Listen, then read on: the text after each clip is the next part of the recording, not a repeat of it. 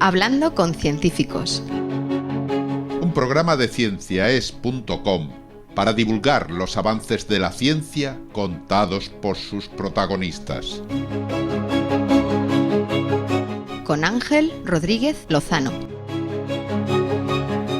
Hoy os invitamos a escuchar Vigilar un volcán activo en la Antártida. Hablamos con Rafael Abella.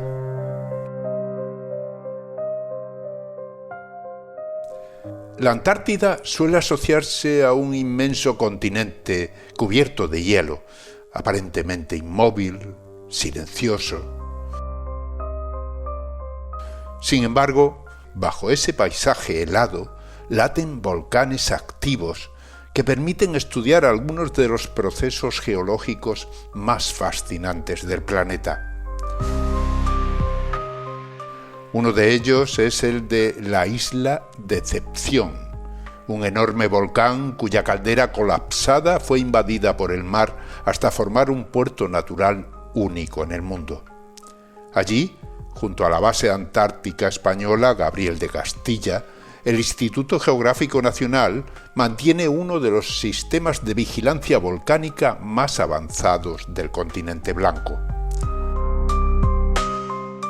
A través de redes sísmicas, estaciones GNSS, sensores geoquímicos, nuevas tecnologías de comunicación vía Starlink y ahora la nueva estación autónoma multiparamétrica instalada en la isla Livingstone, el Instituto Geográfico Nacional monitoriza en tiempo real la actividad del volcán desde Madrid, en el otro extremo del planeta. De esa labor nos habla hoy Rafael Abella, sismólogo y uno de los responsables más veteranos de la vigilancia volcánica española en la Antártida.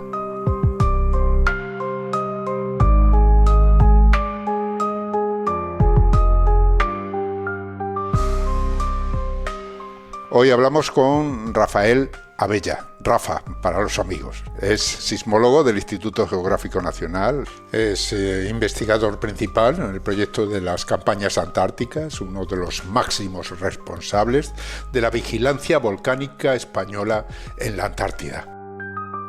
Muchísimas gracias, Rafa, por atendernos y por participar en Hablando con Científicos. Pues nada, muchas gracias a ti. Tenemos la obligación moral de divulgar lo que hacemos. Nosotros somos unos privilegiados por lo que hacemos y por dónde lo hacemos y hay que colaborar y transmitir todo lo que hacemos ahí. Hablamos de vigilancia volcánica en la Antártida. Primero centremos el lugar, ¿no? La Antártida es muy grande. ¿Dónde vamos? Sí, efectivamente, la Antártida es muy grande y aunque sea sorprendente, tiene varios volcanes activos, como está el Monte Erebus, como está Isla Decepción, y da la casualidad que una de las dos bases que tiene España en la Antártida, España tiene dos bases en el archipiélago de las Islas del Sur.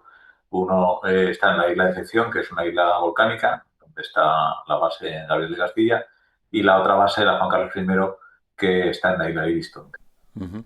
La Isla Decepción creo que es impresionante, ¿no? Porque realmente es una caldera de un volcán que se ha hundido, tengo entendido, ¿no? Sí. En realidad es una caldera volcánica, se puede parecer un poco a Santorini, tiene una forma de herradura, es una caldera, ha colapsado y digamos que se puede entrar a la isla por la entrada de los fuelles de Neptuno, que es una entrada un tanto estrecha y muy particular, hay que entrar con mucho cuidado porque en el fondo marinos tiene ahí unos pitones y bueno, es un poco complicado los barcos que entran. Tienen que avisar que entran para que no se encuentre uno entrando y otro saliendo, porque podría haber problemas. Pero esto es una caldera y es un sitio histórico con mucha historia y muy peculiar. Bueno, al ser una caldera de un volcán, lógicamente es un sitio ideal para vigilar lo que ocurre con los volcanes, ¿no? Y más en un lugar como ese, donde bueno, pues hay, imagino, grandes diferencias con otros volcanes que vigiláis en el Instituto Geográfico Nacional, como puede ser aquí en España, ¿no? En las Islas Canarias y demás. ¿Qué tiene de particular ese lugar? Lo que tiene particular es que está en la Antártida, ¿no? Entonces, ¿qué hacemos nosotros vigilando un volcán en la Antártida, ¿no?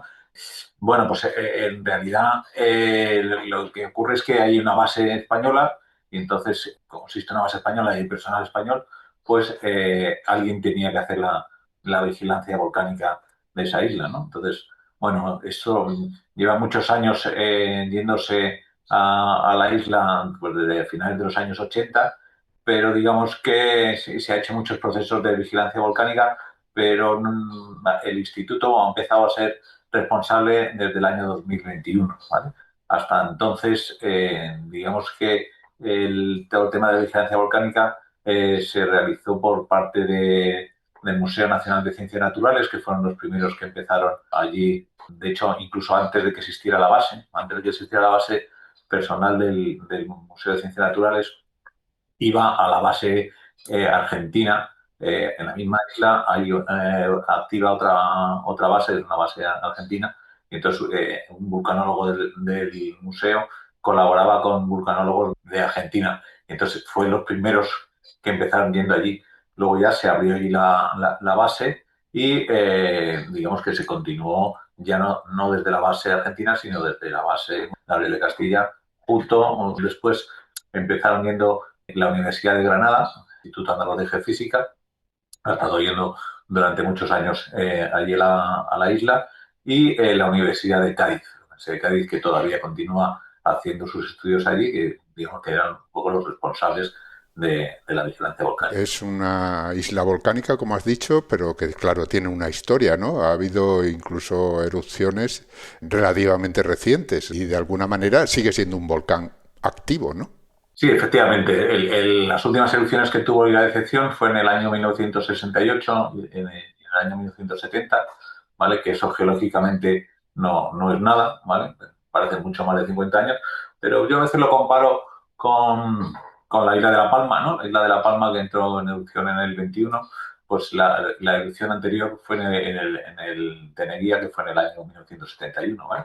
Bueno, pues esos 50 años, que como digo, geológicamente no es nada, y ahí en Decepción pues seguimos teniendo mucha actividad. Se registran muchos terremotos volcánicos, hay distintas anomalías térmicas, tenemos fumarolas y bueno, pues antes o después eso se puede reactivar. Desde entonces ha habido alguna reactivación, tanto desde el punto de vista sísmico como desde el punto de vista de deformación que se han registrado, pero no ha llegado a producirse nunca una erupción desde entonces. Bueno, hablamos de la isla de excepción. Por otro lado está la isla Livingstone, donde hay otra base española, Juan Carlos I. Lógicamente están cercanas una de la otra, ¿no? Sí, pues están a unas 8 horas en barco de una de la otra, viene a ser unos 40 millas, creo recordar, que están una respecto de otra. Está un poquito más al norte de la isla Livingstone y bueno, pues ahí tenemos mucha colaboración entre las dos bases, claro. Una base, la de Isla Excepción, la gestiona, la logística es del Ministerio de Defensa, del Ejército de Tierra, y la de la Isla Livingstone, la logística la lleva la Unidad Técnica Marina, que depende del Consejo Superior de Investigaciones Científicas, es decir, En esa 12ª Asamblea Hispano-Portuguesa de Geodesia y Geofísica habéis hecho una presentación sobre una instalación autónoma multiparamétrica. Podemos empezar por describir qué es eso.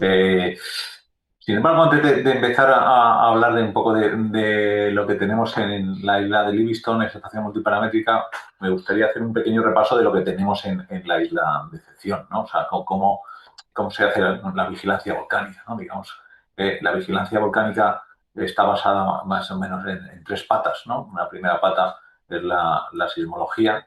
La sismología lo que hace es pues el estudio de todo tipo de terremotos y de ondas que llegan al interior de la Tierra.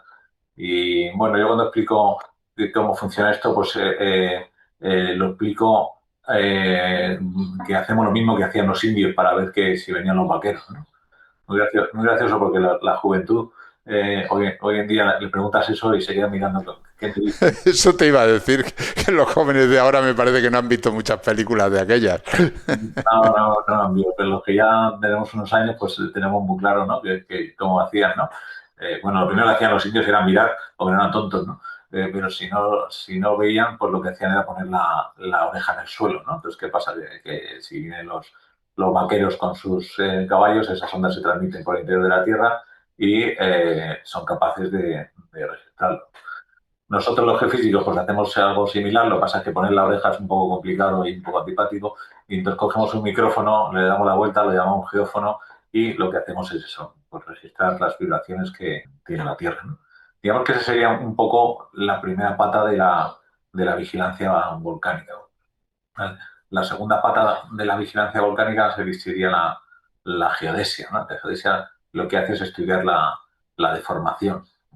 Y bueno, hay varios métodos para estudiar la deformación. Hay métodos por satélites que se estudian con métodos de INSAR, hay métodos geodésicos que hoy en día sobre todo se hacen con el tema de GPS, ¿no? De las estaciones GNSS. Bueno, pues todos sabemos que es un GPS y para qué sirve, ¿no? Entonces un GPS nos da las coordenadas de un punto, tenemos las coordenadas de otro punto, entonces la distancia relativa de esos dos puntos dentro de la isla o dentro de cualquier sitio, pues va a ser siempre la misma, a no ser que pase algo, ¿no? ¿Y qué es lo que pasa? Que con los volcanes pues pasan cosas, ¿no? Si de repente estamos tranquilos y lo que tenemos es que viene un impulso de la cámara magmática que empieza a subir, ¿vale? Pues la isla se empieza a deformar, ¿no? Entonces, cuando se deforma, las distancias relativas de esos puntos nos van variando, ¿vale? Entonces, nos varían, entonces somos capaces de ver cómo se está deformando la isla por fuera, ¿vale? O sea, por un lado, con los terremotos somos capaces de ver a qué profundidad están siendo los terremotos y por otro lado, con la geodesia vemos cómo se está deformando el terreno, ¿no? O sea, es como si tuviéramos un globo y ponemos dos puntitos en la superficie del globo y lo hinchamos, que cambia la distancia entre los puntos, ¿no? Viene a ser algo así, ¿no? Efectivamente, exactamente es eso, ¿no? Es eso. De hecho, una de las prácticas que hacemos aquí a veces con los niños, precisamente es eso, es meter dentro de una caja un globo y lo inflamos y vemos cómo se va. Cómo se va cambiando, digamos, el terreno, ¿no? Porque al final eso lo medís sobre la superficie del terreno. Y luego nos faltaría una tercera pata, que es la geoquímica. La geoquímica lo que hace son estudios de anomalías térmicas que tenemos, análisis de aguas, análisis de temperaturas, de las fumarolas, y bueno, digamos que con esas tres patas, digamos que hacemos una vigilancia volcánica en donde sea, ¿vale? En concreto, en Decepción, pues hacemos exactamente lo mismo, ¿no? Tenemos una red de estaciones sísmicas, tenemos unas 10 estaciones sísmicas distribuidas por el anillo interior de la isla, las mismas de GPS, y tenemos puntos con distintas anomalías térmicas que hacemos un monitoreo continuo en tiempo real. Eso se hace, entiendo, en la superficie emergida de ese volcán, ¿no? Pero hay una parte que está sumergida porque dices que se entra dentro con un barco, ¿no? A lo que sería la caldera, entiendo, del antiguo volcán, por lo menos del volcán que imagino que estallaría o explotaría hace muchísimos años, ¿no? Bueno, eso es una caldera de colapso, había una cámara muy grande, se ha ido saliendo material y al final ha colapsado y entonces se ha quedado el interior de la isla, es el colapso de la caldera.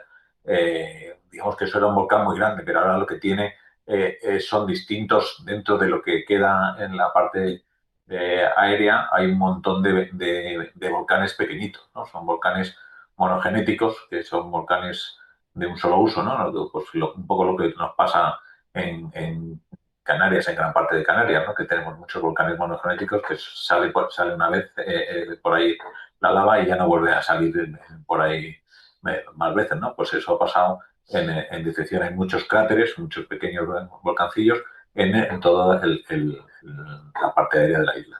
O sea que realmente ahí tenéis siempre una serie de datos que estáis registrando de forma continua, ¿no? Sí, allí, bueno, yo muchos años en Antártida, de hecho este año último era el 30 aniversario de mi primera campaña, yo fui en el año 1995-96 por primera vez y bueno, pues obviamente han cambiado mucho las cosas y sobre todo han cambiado mucho las cosas en cuestión de comunicaciones, ¿no?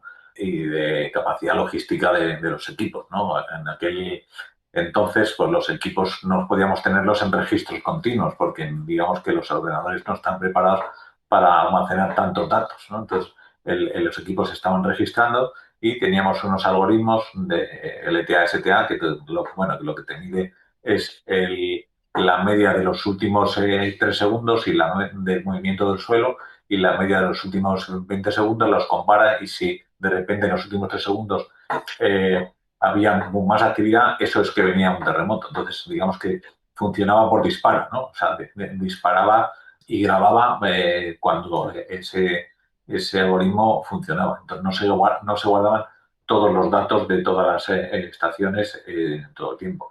Y obviamente en aquel entonces teníamos los equipos en tienda de campaña y íbamos a volcar datos porque no teníamos transmisión de datos ni a la propia base y mucho menos a España. Bueno, obviamente desde entonces han cambiado mucho las cosas, los equipos informáticos ahora tienen capacidad de almacenar todos los datos que queremos y bueno, y con el tiempo se fue mejorando, se empezó teniendo una red wifi que instalaron ahí tanto la Universidad de Granada como la Universidad de Cádiz, que lo que hacía era mandar los datos hasta la base en Gabriel de Castilla, ¿no? Entonces ahí teníamos un receptor de datos y se analizaban directamente en la base en tiempo real, se iban registrando y bueno, pues depende de cómo estuviera el volcán de activo, pues habría que estar de guardia, no había que no estar de guardia. Claro, ha habido años que ha habido crisis y entonces había que hacer guardias, incluso nocturnas, Ajá. porque aquello había actividad un poco, bueno, no preocupante, pero sí bastante pendiente. Porque hubo momentos, ya estamos hablando de a lo mejor de los años 70 o cuando hubo otras erupciones donde las bases que había científicas tuvieron que salir corriendo de la isla, ¿no? O sea que... Bueno, sí, o sea, pues eso, antes hablaba que las últimas erupciones se fueron en el 68 y 70 y en aquellas erupciones, la isla en aquel entonces existía una base argentina, una base chilena y restos de una antigua factoría que eran ingleses, que habían sido de los noruegos también. Y en la erupción de los 70 le pilló relativamente cerca de la base chilena y por la caída de cenizas acabó colapsando la base chilena. Hubo que hacer un desalojo del personal, tuvieron que venir en helicóptero a sacar al personal de la isla porque entró en erupción y bueno, pues estaba ahí el personal todavía. Imagino que las instalaciones habrán cambiado mucho, ¿no? Especialmente en el campo de las comunicaciones. Eso, ahora en decepción, pues tenemos todo con vía wifi, que nos llegan todos los datos a la base, a la Gabriel de Castilla, y entonces allí en la base ya hacemos nuestros análisis.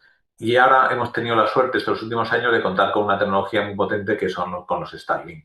Cuando hablas de Starlink te refieres a esa constelación de satélites que ya no están en órbita geoestacionaria. La órbita geoestacionaria es la que utilizan desde hace muchísimo tiempo los satélites de comunicaciones, que están fijos sobre un punto concreto de la Tierra, pero están en una órbita que está a casi 36.000 kilómetros de altura, y en cambio la constelación Starlink lo que hace es utilizar muchísimos satélites, tengo entendido que están operativos a más de 11.000 y que se lanzan continuamente para mantenerlos en órbita muy baja, apenas 400, 500 kilómetros encima de la superficie de la Tierra, y que lo que proporcionan es una red de comunicación con conexiones prácticamente instantáneas y desde cualquier lugar de la Tierra. Claro, eso viene muy bien cuando se está en la Antártida. El Starlink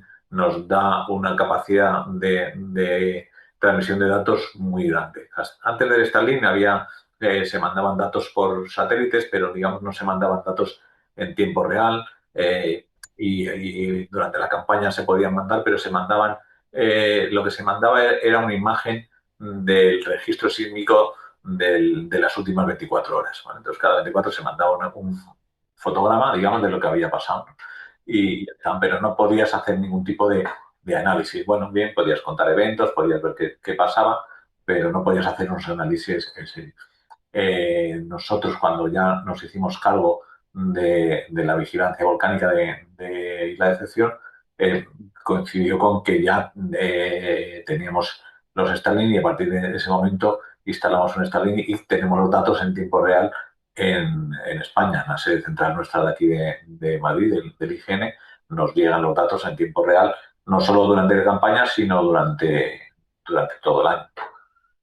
Con toda la ventaja que supone eso, claro, porque nosotros, el instituto, tiene una red sísmica nacional que tiene un turno 24/7 y digamos que los que están todo el día analizando de la actividad tanto de Canarias como de la península, como la de detección, es la Red Sísmica Nacional. Entonces, si hay algo que digno de contar, pues nos lo cuentan y el día por la mañana nosotros nos levantamos y ya vemos si ha habido más terremotos, menos terremotos, si ha habido algún tipo de otros eventos, y eso da una tranquilidad. ¿Existe algún problema? Porque claro, estamos hablando de la Antártida, bueno, aunque no esté en la estación en el polo sur concretamente, pero esté más lejos, pero imagino que durante el invierno antártico seguirán recogiendo datos, aunque de forma autónoma, ¿no? Porque vosotros no estáis allí en esos momentos. Sí, las bases españolas solo se abren en el verano austral, en diciembre, enero, febrero y marzo. Y cuando termina marzo, nosotros cerramos allí, pero los equipos siguen funcionando. Con todos los problemas que puede tener eso, claro, porque tenemos mucha de la meteorología, los datos nos mandan con unas antenas wifi desde el campo hasta la base y muchas veces por el viento esas antenas se deterioran y dejan de funcionar. De hecho, ahora mismo en esta campaña nos están fallando muchas, unas por el tema de la wifi y otras por el tema de la energía. Claro, ¿qué pasa? Que aquello lo tenemos funcionando, aquellas estaciones las tenemos funcionando con paneles solares. ¿Y qué pasa con el panel solar? Porque de repente ahí estamos por encima del círculo polar, ¿vale? Eso quiere decir que no tenemos oscuridad absoluta. O sea, que siempre vamos a tener ciertas horas de luz, ¿vale? Pero son pocas. Entonces, claro, ahora mismo son muy pocas y no dan energía suficiente como para poder recargar las baterías, ¿vale? Entonces, ese problema nos encontramos y quisimos solucionarlo, y entonces lo que hemos hecho es poner unas pilas de metanol. Todo esto que te estoy contando de sección, en realidad, es porque luego te voy a contar lo de Livingston, que en realidad es pequeño resumen, ¿no? Entonces, lo que hicimos es ponerle unas pilas de metanol. Tiene un pequeño motorcillo que en lugar del combustible, en lugar de ser gasolina, es metanol. ¿Cómo funciona? Pues cuando las baterías bajan de un umbral, ¿vale? Las baterías tienen que estar por en torno a 12,5 voltios, ¿vale? Pues cuando de repente las baterías están por debajo de 11,5, pues el sistema lo detecta y dice, uy, me estoy quedando sin baterías porque no está viendo radiación solar. Entonces entra a funcionar el metanol, hay una reacción química y lo que hace es cargar esa batería. Esa batería me la sube, me la pone hasta 12,7 y ahí la deja estable. Y bueno, pues a los días obviamente se va a ir descargando poco a poco y a la semana otra vez, oye, que bajo otra vez de 11,5 y lo vuelvo a subir a un voltaje que sea bueno para nosotros.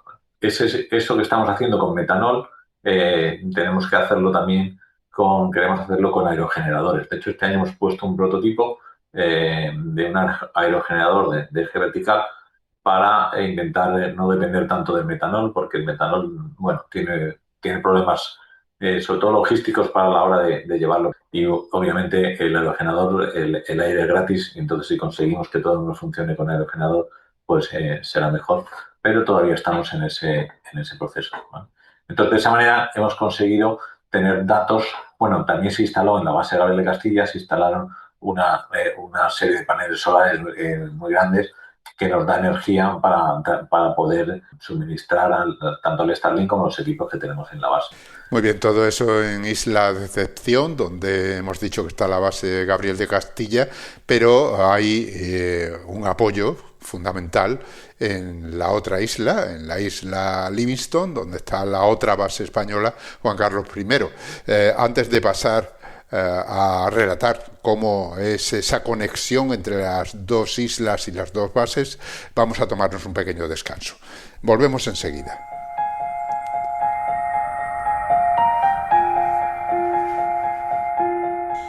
Estáis escuchando Hablando con Científicos, un podcast de cienciaes.com para divulgar la ciencia de la mano de sus protagonistas.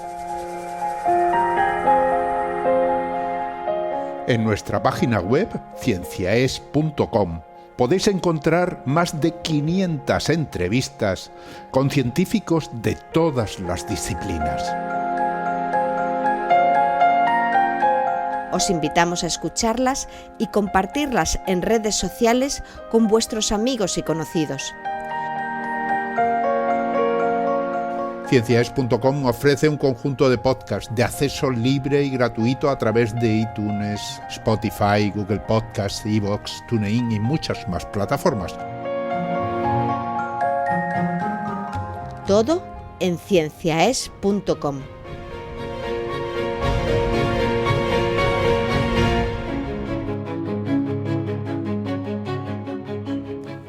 Continuamos hablando con Rafa Abella, es sismólogo del Instituto Geográfico Nacional, es el investigador principal del proyecto de campañas antárticas, uno de los máximos responsables de la vigilancia volcánica española en la Antártida.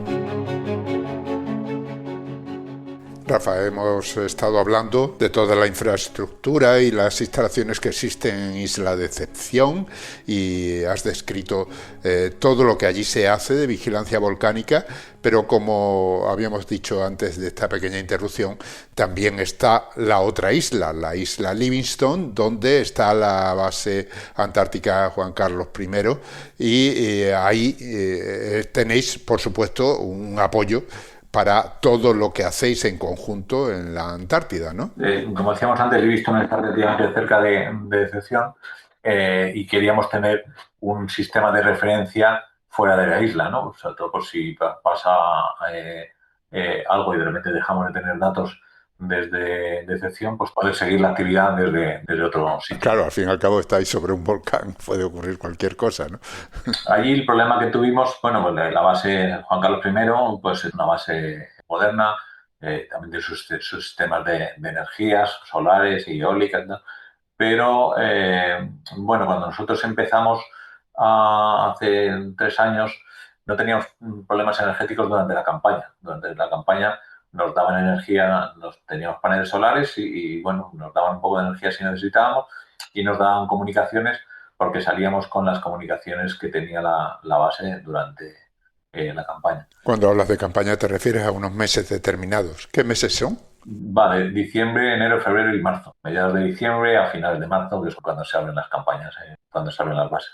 Y entonces el problema que teníamos era que cuando se cerraba la base, pues nos cortaban las comunicaciones y nos cortaban la energía, porque el sistema que tenían de energías renovables, bueno, hace unos años todavía no era todo lo robusto que podía ser y las comunicaciones pues tampoco eran todo lo robustas que podían ser. Sobre todo nosotros tenemos mucha necesidad de datos, somos un gran consumidor de datos porque tenemos estaciones a 100 muestras por segundos, entonces tenemos que ser capaces de mandar tanta cantidad de datos. Entonces, durante campaña no había problemas, pero en la invernada no.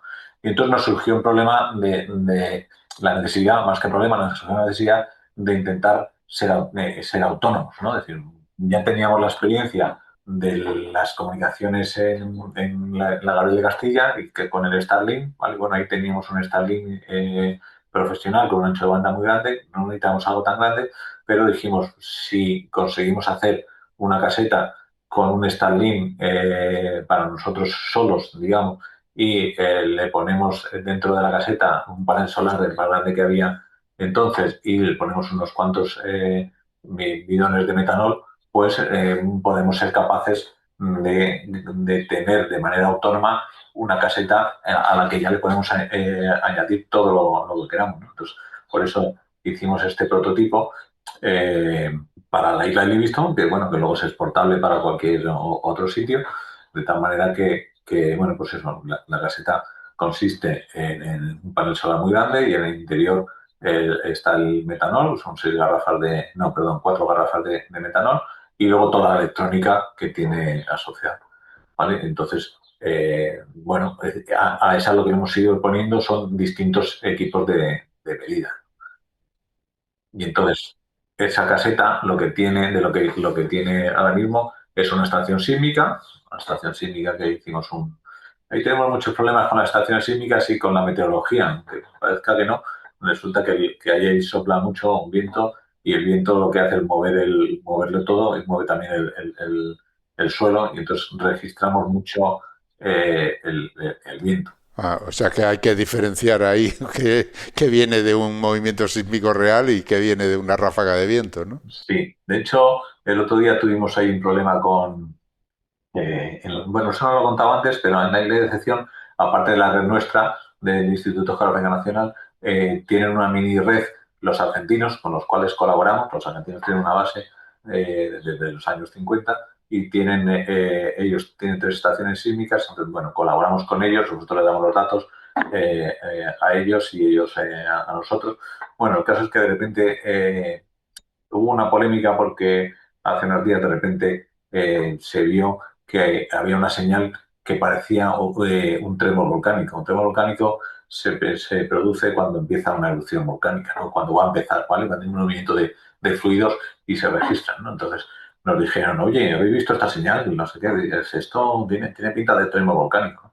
Y entonces estuvimos estudiándola y vimos que no era tremor volcánico, sino que en realidad era un frente meteorológico, ¿no? O sea, nos conectamos, vimos que había mucho viento y unas presiones muy bajas y todo eso eh, eh, somos capaces de registrarlo. Entonces, eh, es muy curioso porque cuando tú ves solo la forma de onda de una estación, si no ves su espectrograma, su contenido en frecuencia, pues hay señales que parecen en realidad tremor volcánico, ¿no? Pero cuando tú estudias el contenido energético que tiene, te das cuenta que no, que te da unas frecuencias que no tienen nada que ver. Entonces, lo que hacemos para tener el control de eso es ponerle una estación meteorológica. Este año le hemos instalado unas estaciones meteorológicas para tener el control del viento, de la velocidad del viento, porque hasta ahora, bueno, podíamos tener idea por los datos que tiene la EMET en la isla, pero a veces en decepción el viento es tan local que unas estaciones lo registran y otras no lo registran. Entonces, bueno, si es muy grande se registran todos, pero a veces hay cosas muy locales. Entonces, lo que hacemos es estamos poniendo en las estaciones eh, unas estaciones meteorológicas para tener ese control. Claro, o sea que la información meteorológica habitual que se recibe no es suficiente para determinar qué es lo que ocurre en un ambiente tan restringido, ¿no? Claro, o sea, es suficiente para la estación que tenemos justo al lado o sea, hay ciertas estaciones sísmicas que tenemos nosotros que están al lado de la estación de la gente de la EMET, pero hay otras que no. Entonces, eso, es tan local a veces que varía mucho, incluso en 6 kilómetros que puede haber de una estación a otra estación, hay unos vientos muy locales que no tienen nada que ver en un sitio con otro sitio. Eso quiere decir que tenéis que hacer ahí, has dicho, un análisis de frecuencias, o sea, que esa señal que os llega la tenéis que descomponer ahí en sus frecuencias respectivas para determinar qué corresponde a una cosa y qué corresponde a otra, ¿no? Claro, sí, bueno, vamos, en realidad es tan fácil como nosotros tenemos, cuando hacemos sismología, tenemos lo que es la forma de onda, que es lo que se mueve el suelo, y luego tenemos el espectrograma, que es su contenido en frecuencias.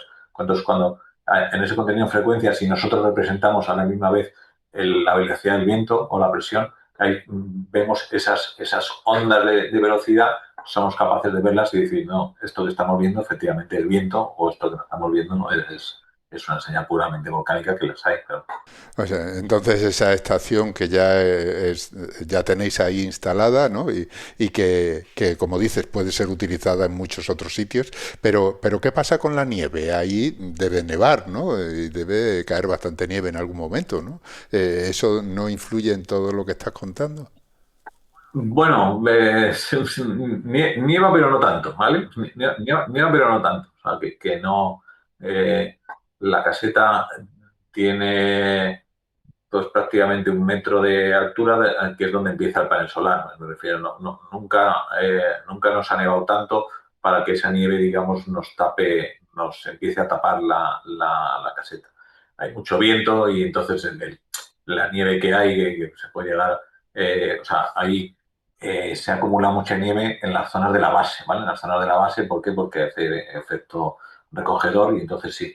Pero el campo abierto pues no ha habido nieve, o sea, bueno, ha habido algún año que ha habido nieves de más de 1 metro de altura, ¿no? Pero últimamente no hay tanta nieve en las bases y no pasan de los 20 centímetros cuando nieva. Pero en el caso de que sí, de que hubiera tanta nieve, pues sí, obviamente bueno, en realidad taparía el panel solar, pero bueno, pues como cuando hay oscuridad, no hay panel solar. Pero tengo entendido que no en la isla Decepción quizás, pero en la isla Livingstone hay glaciares, hay alturas de nieve muy importantes en algunas zonas de la isla. Es decir, que estamos ahí al final, cerca de la Antártida, y eso se tiene que notar. Sí, bueno, o sea, y en la isla de Excepción también tenemos glaciares, en la parte norte, arriba de las montañas hay glaciares, está el glaciar en Decepción, está el glaciar negro, el glaciar rojo, que son muy curiosos porque no parecen glaciares, porque tú lo ves y dices, esto parece montaña, y que lo que tiene en realidad es una capa de ceniza volcánica encima del glaciar, ¿vale? Y entonces depende del grado de oxidación que tiene esa capa, hay glaciar que lo llamamos el glaciar rojo porque tiene un grado de oxidación más, entonces está más rojizo y es muy curiosa todos los glaciares. Y son glaciares que llegan hasta el mar, o sea que en realidad los tenemos enfrente de la isla y llegan hasta el mar. Pero digamos que donde tenemos las estaciones sísmicas, tanto en Decepción como la que tenemos en Livingstone, no está ninguna demasiado cerca del glaciar. O sea, tenemos ahí en chilenos que a lo mejor el glaciar lo podemos tener a 300 metros, pero ahí no. Bueno, de hecho, cosas que registramos con las estaciones sísmicas. Las estaciones sísmicas sirven para muchas cosas y no solo para estudiar sismología, sino para estudiar los glaciares. ¿Vale?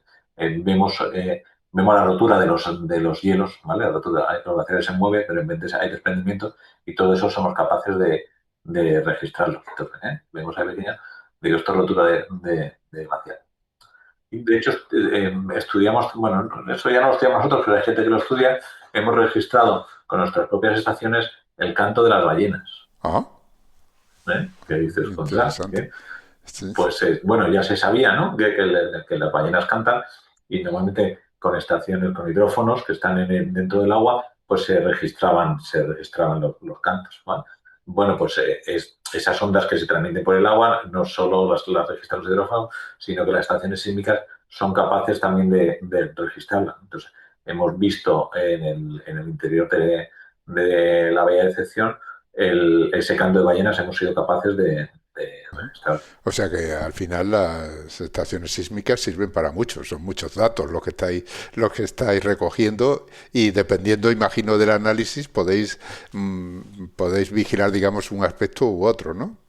Sí, sí, y luego tenemos también tenemos unas cámaras web que están apuntando a distintos puntos de la isla, bueno, que también sirven obviamente, nosotros las queremos para hacer vigilancia volcánica, para ver si ocurre algo en la isla y ser capaces de verlo, pero bueno, a los biólogos también les ha gustado porque de repente han visto cuando llegan los pingüinos por primera vez cuando empieza ya el verano, empiezan, mira, ya hemos visto que tenemos pingüinos. O sea, los pingüinos no están siempre en la isla, sino que vienen para criar.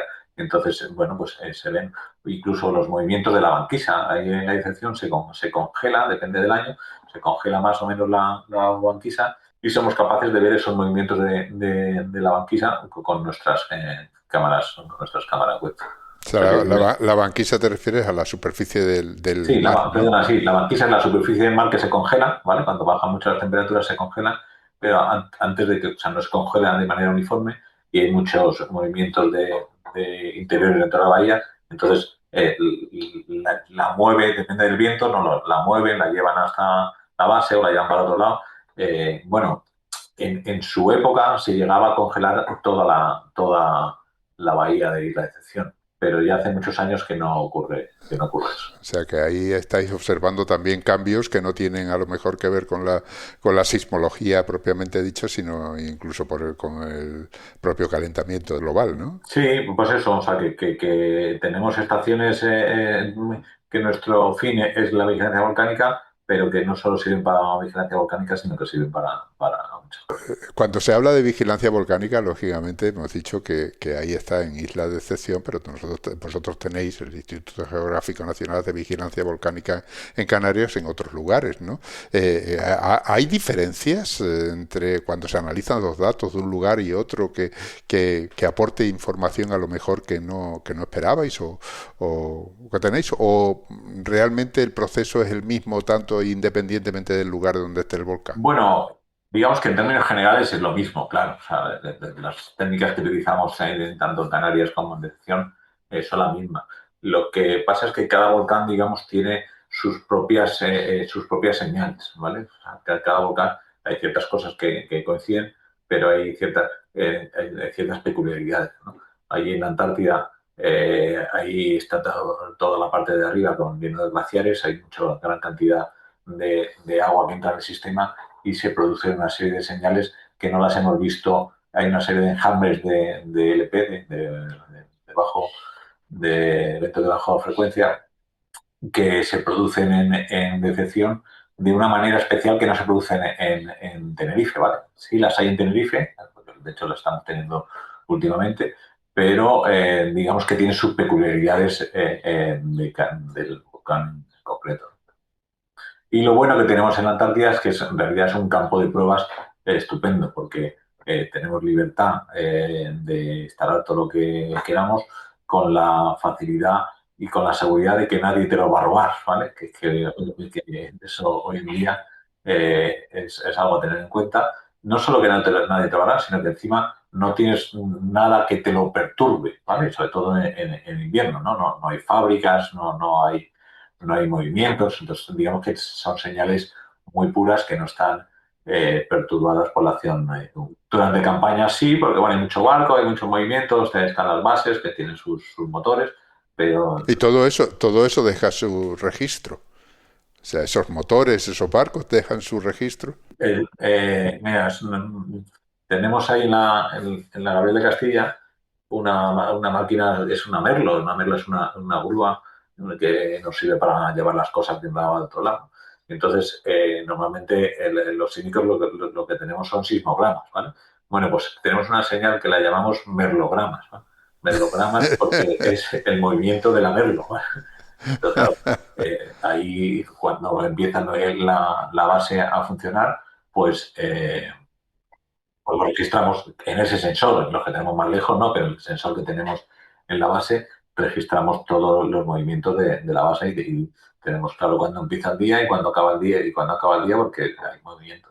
De hecho, ahora ya no hace falta, pero hasta hace relativamente poco, cuando llegábamos a la isla, antes de abrir la base, bueno, la base no se puede abrir si no estamos alguien de vigilancia volcánica, ¿vale? Entonces, ahora, como tenemos datos en tiempo real, no es tan necesario, pero cuando no había datos en tiempo real, que fue hace prácticamente 3 años, pues lo que hacíamos era bajar a la base y bajábamos 2 técnicos del Ejército de Tierra a abrirlo y bajábamos el personal del Instituto Geográfico Nacional o, bueno, la Universidad de Granada y de Cádiz, que también bajaban, para tener un registro de las primeras horas sin nada, sin nadie y sin motores, ¿vale?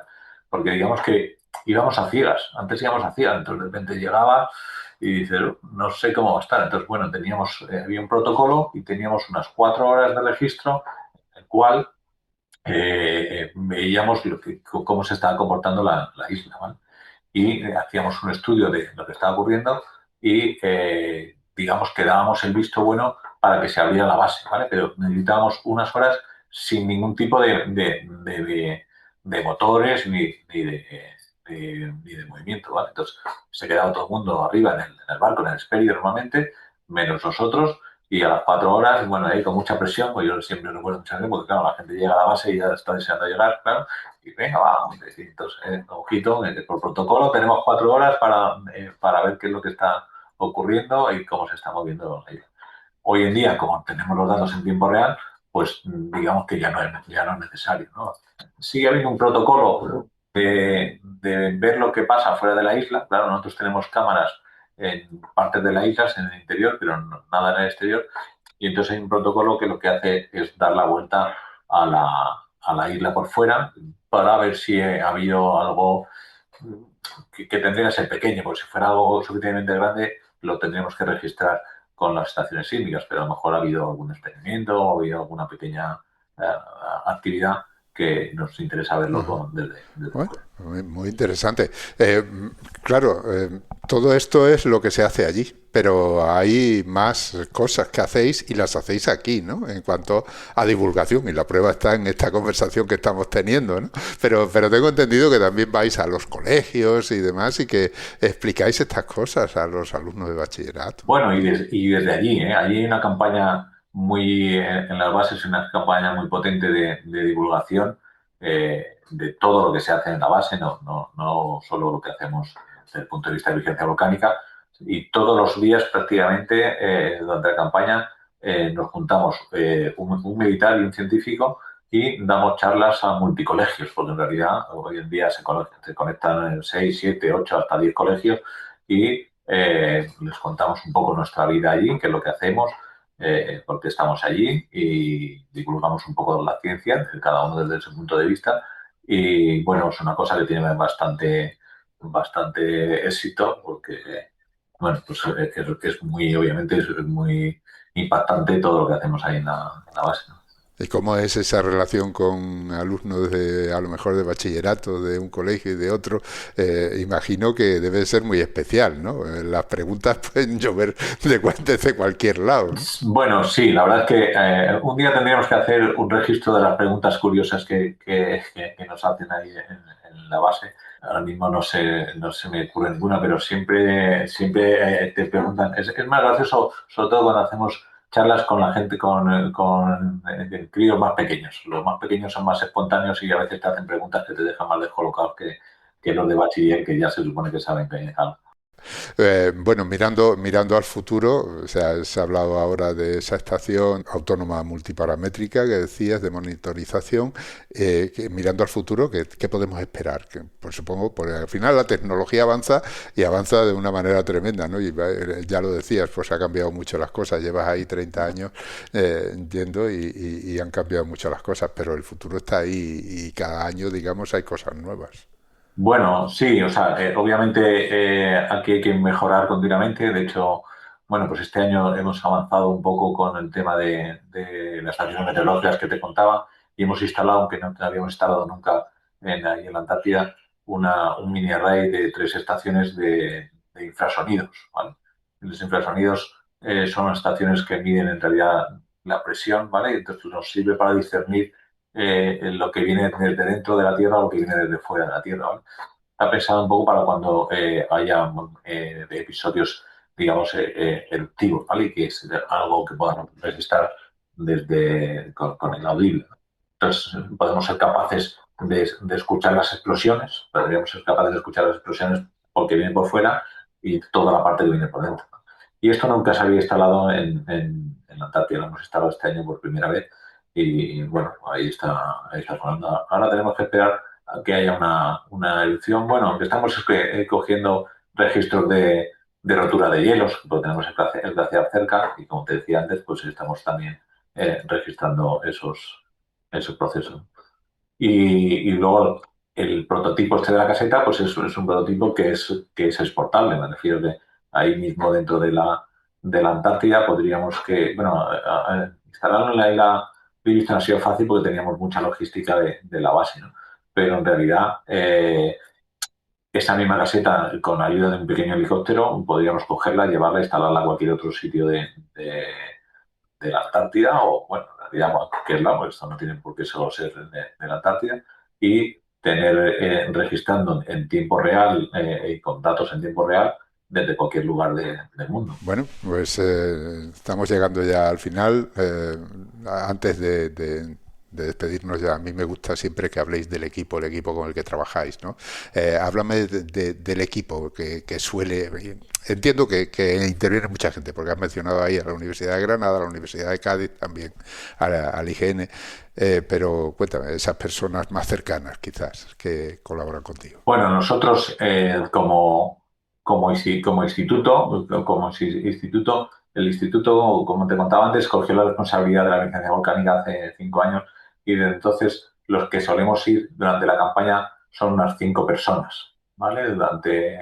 Normalmente estamos tres y dos, se mueve un poco, depende de las necesidades que tengamos, pero siempre hay 2 personas fijas en la base, ¿vale? Normalmente siempre suele haber alguien más entendido desde el punto de vista sísmico y alguien más experto desde el punto de vista de la deformación, de la geodesia, para analizar esos 2 aspectos en cualquier momento. Por mucho que decíamos antes que tenemos datos en tiempo real y que tenemos personal vigilando desde Madrid, allí tiene que haber siempre alguien que entienda, porque ahí nos podemos quedar sin comunicaciones y necesitamos que los que vamos saber el tema para poder analizar. Y bueno, hay que decir que siempre tenemos, necesitamos y tenemos, y de muy buena gana, apoyo por parte de toda la logística, tanto del Ejército de Tierra en la Gabriel de Castilla como de la UTM en la isla Livingston, la Juan Carlos I, sin los cuales no podríamos hacer nuestro trabajo, ¿no? Ahí en la isla Livingston, en la isla de Decepción, perdona, para movernos de un lado a otro lado, lo hacemos normalmente la mayoría de las veces con el uso de Zodiac, ¿vale? Entonces las Zodiac nos llevan para un lado, para otro lado, y tenemos personal de montaña que nos echa también una mano, y no solo personal de montaña y logística, sino el personal de talleres nos echa mucha mano porque a veces intentamos llevar todo lo que vamos a necesitar, pero siempre ocurren necesidades. Entonces, bueno, pues este año nos tuvieron que hacer los mecánicos un soporte para poner una serie de antenas o un wifi, y bueno, pues tenemos ahí gente muy competente que digamos que están a nuestra disposición y sin los cuales no podríamos hacer nada. O incluso con el tema de comunicaciones, pues hay personal de comunicaciones que se dedican exclusivamente a ello, y nosotros tenemos que hacer un poco de todo, ¿no? Nosotros, bueno, fue muy gracioso porque uno de los jefes de base nos preguntó, ¿pero vosotros quiénes sois? Los rumanos. Porque, porque nos tocó hacer cemento, o sea, teníamos que preparar unos sondeos para los sensores sísmicos y teníamos que preparar cemento para ponerlo dentro del sondeo, ¿no? Entonces, éramos gente de sondeos, éramos gente de construcciones, fraguábamos cemento, hacíamos pilares de cemento para poder anclar las cosas, pero luego nos metíamos dentro y analizábamos nuestras señales sísmicas, o hacíamos de informáticos, o hacíamos de todo. O sea, que hay que tocar muchos palos ahí en la base. Y bueno, ya para terminar, como nos escuchan estudiantes y alguno puede estar interesado en dedicarse a investigar esta rama del conocimiento, les viene muy bien vuestro ejemplo, ¿no? Entonces siempre os pregunto cómo ha sido tu trayectoria, cómo es que acabaste, digamos, dedicándote a esto. ¿Te viene el interés por la vulcanología o por la sismología desde el principio, o eso llegó después? Cuéntanos un poco. Bueno, yo soy físico de formación, ¿no? Dentro de física pues hice la especialidad de geofísica, ¿no?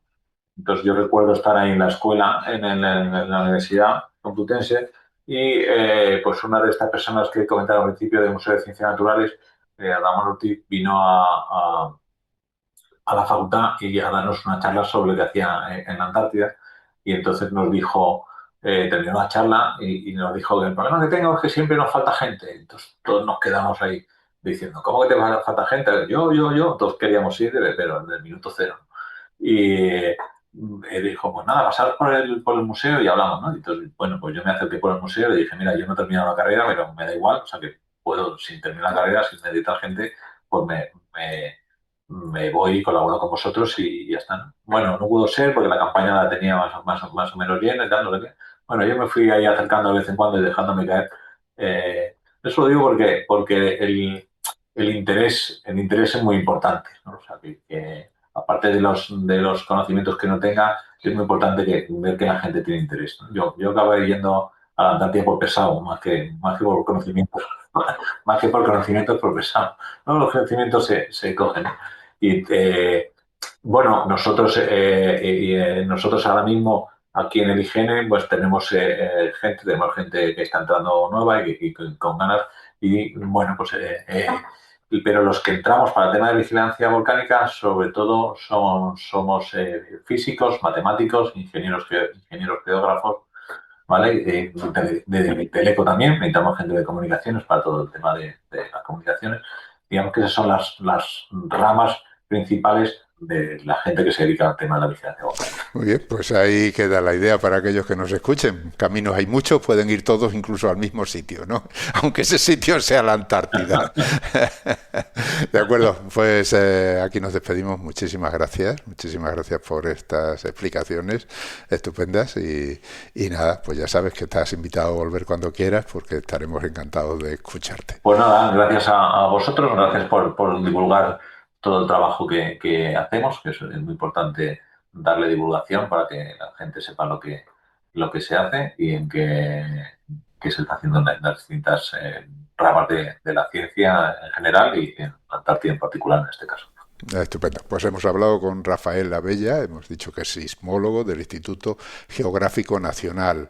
Hasta pronto, Rafa. Muchísimas gracias por atendernos. Gracias a ti, Ángel.